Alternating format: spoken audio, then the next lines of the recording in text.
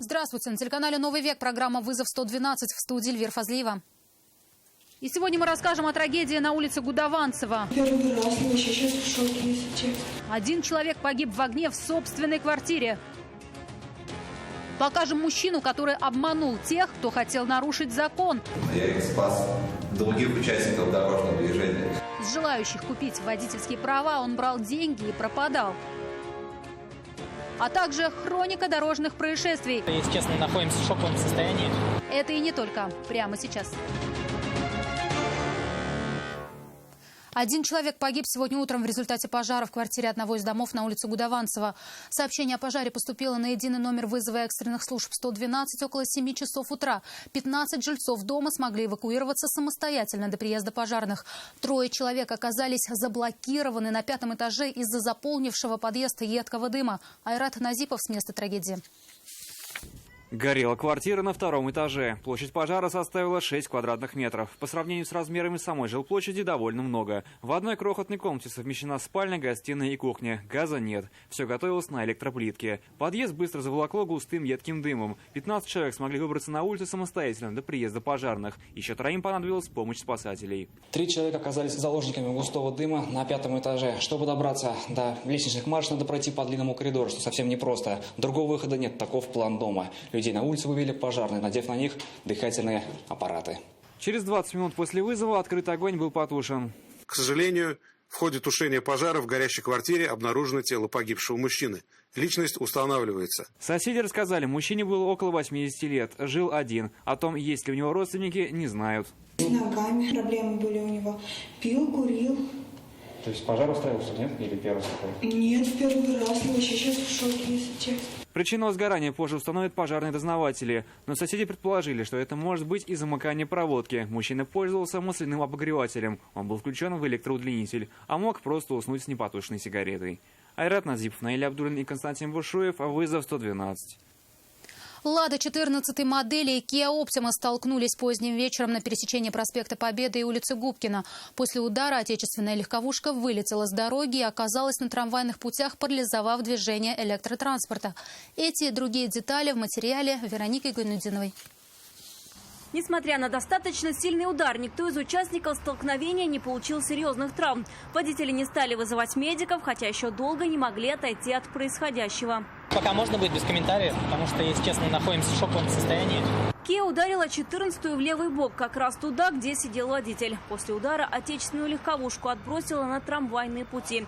Досталось и иномарке. Корейский автомобиль после удара въехал в столб.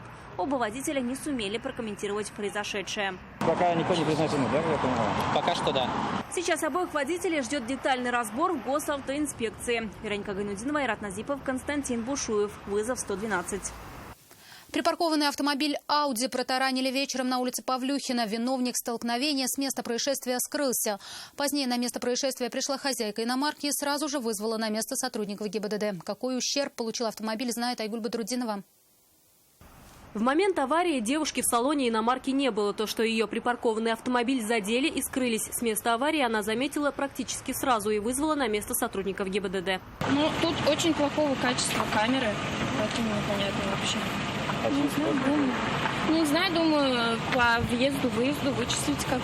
Внешний автомобиль получил несерьезные повреждения, однако на его ремонт может уйти довольно солидная сумма. Новые фары стоят около 30-35 тысяч. В случае, если автоинспекторы установят виновника аварии, ему может грозить лишение водительских прав за оставление места ДТП. Айгуль Бадрудинова, Айрат Назипов, Константин Бушуев. Вызов 112. Женщина смогла спастись от грабителя, только притворившись мертвой.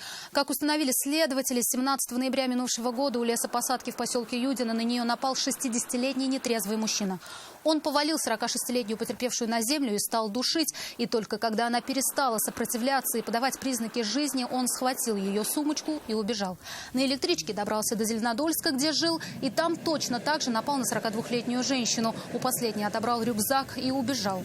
Обе пострадавшие обратились в полицию. Подозреваемого задержали по горячим следам. Он неоднократно привлекался к уголовной ответственности, признал вину и в этих преступлениях. Все это время он провел под стражей. Дело передано в суд, который и определит ему наказание. Не дал другим нарушить закон, нарушил его сам. В своих действиях сознался, но сильно виновным себя не считает. Говорит, наоборот, спас окружающих. Такая вот современная версия Робин Гуда. 40-летний уроженец Заинского района, отбывая наказание в местах лишения свободы, умудрился обмануть 3 жительниц Альметьевска. Это только те, кто обратился в полицию. Все 3 сознались, хотели купить водительские права, но были обмануты при попытке приступить закон. То есть люди вот хотели приступить закон, как бы просто попались не на того человека.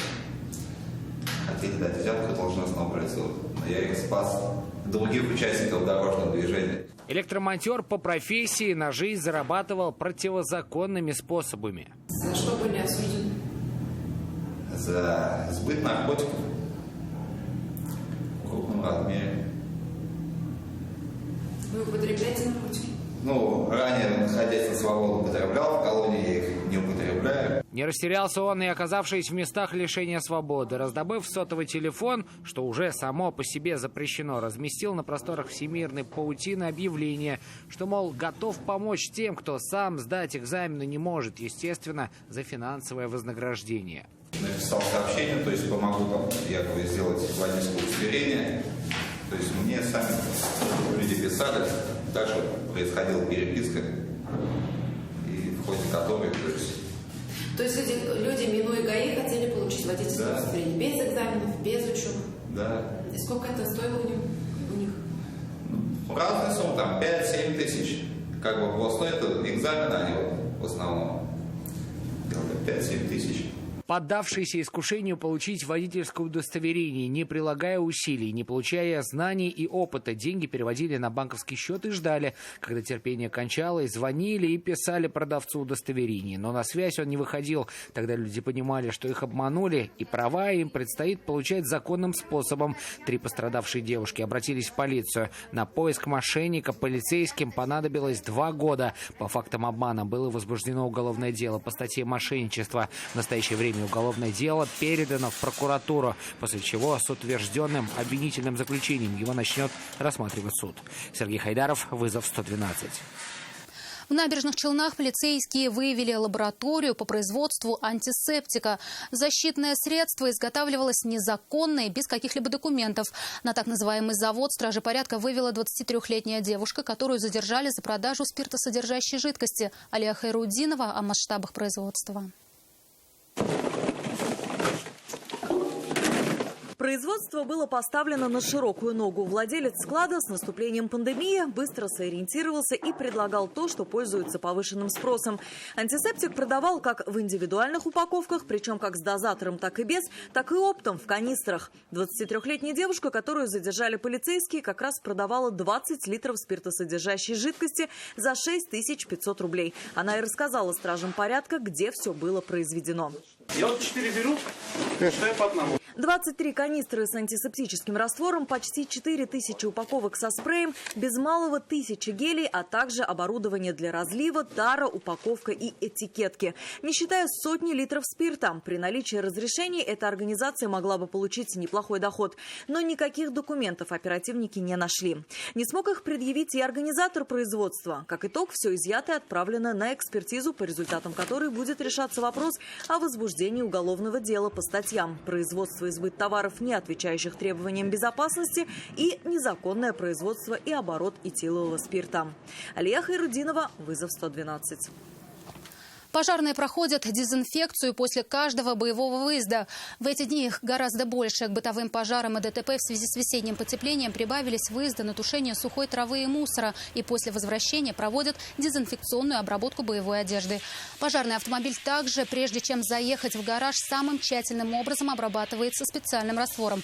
Чтобы не допустить распространения вирусных инфекций, пожарные и спасатели регулярно проводят влажную уборку дезинфицирующими средствами в местах постоянной дислокации. Также организована дезинфекция спецтехники. Особое внимание уделяется обработке дверных ручек, выключателей, поручней, перил, контактных поверхностей и мест общего пользования. При заступлении на службу у каждого измеряют температуру и контролируют состояние здоровья. В случае, если температура тела выше нормы или имеются признаки недомогания или заболевания, пожарных и спасателей направляют в медицинские учреждения. Это все, о чем мы вам успели рассказать. В студии была Эльвира Фазлиева. До встречи. И не бросайте вызов судьбе, вдруг она его примет.